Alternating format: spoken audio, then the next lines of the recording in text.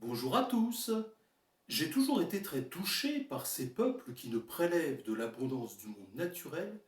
que le strict nécessaire pour leur survie matérielle.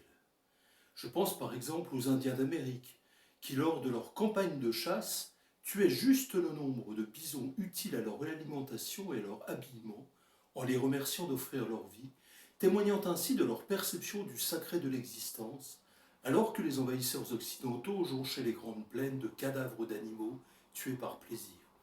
Idem chez les Inuits du Groenland, dont Jean Mallory, ethno-historien et géographe aujourd'hui âgé de 100 ans, qui partagent en 1950 leur mode de vie alors éloigné de la technologie, raconte qu'ils chassaient le phoque en petit nombre et dans le plus grand respect, bien loin là encore des massacres perpétrés plus tard pour fournir l'industrie du luxe.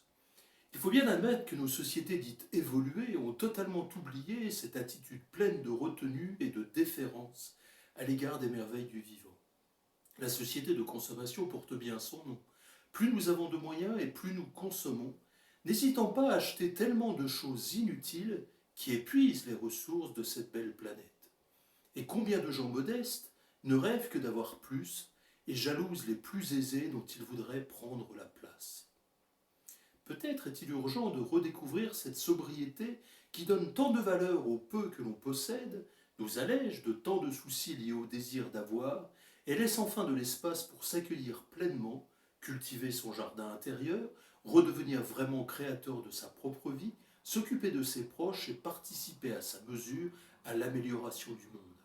Célébrer la vie, c'est aussi préserver la beauté du monde en faisant des choix nécessaires et plutôt s'émerveiller de l'envol d'un papillon ou d'un chant d'oiseau que d'être esclave de désirs inutiles qui nous poussent à courir pour acheter le dernier iPhone ou une énième paire de chaussures.